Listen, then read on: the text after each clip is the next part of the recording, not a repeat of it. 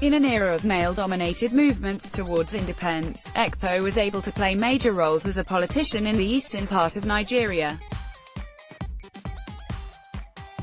Before she became a pioneer of female politics, she was a women's rights activist and a social mobilizer. Margaret Ekpo was born in 1914, Creek Town in Cross River State. She married a doctor, John Udo Ekpo, who was a civil servant. Margaret Ekpo's determination to educate herself motivated her to obtain a degree in domestic economics at the Rathmines School of Domestic Economics in Dublin, Ireland. In 1948, the school has been renamed as the Dublin Institute of Technology. The women's rights activist took the opportunity to obtain her degree when she travelled to Dublin with her husband for medical purposes.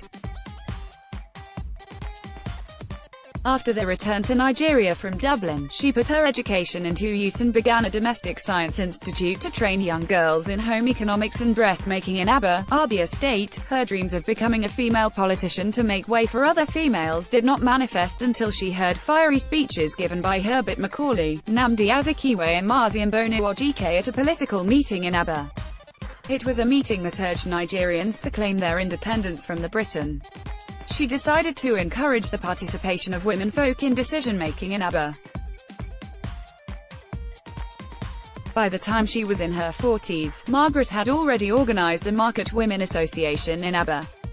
The association promoted female solidarity as a way to fight for economic rights of women and expand their rights to politics. The pioneer wanted more women to join the association, but their husbands refused. However, unfortunately for the men, there was a general salt scarcity after the World War II and Margaret used this as an opportunity to get to her way. She went around shops and deposited money for all available bags of salt, which gave her total control on sales. The woman then ordered that any woman who is not a member of the association should not be sold to, and all the men gave in to her demands at the end of the day.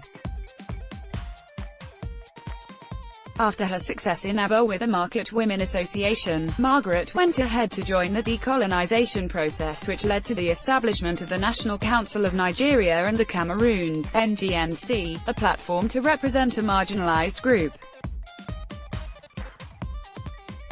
In 1949, Margaret joined Funmilayo Ransom Kuti to protest the killings of leaders of an Enugu coal mine who were protesting colonial practices. The two women leaders organized a day of mourning for the victims, which drew the attention of many Nigerians and that of people across the world. Margaret made a speech that led to her arrest and a threat of deportation from authorities in Enugu State. However, the women of Aba came to her rescue and threatened to set the town ablaze if she wasn't released. During their time together, Margaret and Funmilayo decided to urge more women to get involved in politics in order to have a voice. They both set out to tour the southeastern region to achieve their mission. In 1950, she stormed Enugu prison with the women of Aba to seek justice for the murder of a female prison officer who was killed for rejecting the advances of a male colleague. She was later nominated by the NGNC to the Regional House of Chiefs. By 1954, she already established the Aba Township Women's Association, which became a political pressure group and led to female voters outnumbering male voters in a citywide election. Margaret won a seat at the Eastern Regional House of Assembly in 1961.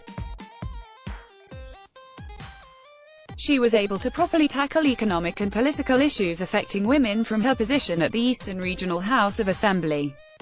And in 2001, the Calabar Airport was named after her. The female political icon died in 2006 at the age of 92. Top 5 reasons Nigerian women are special, on Source.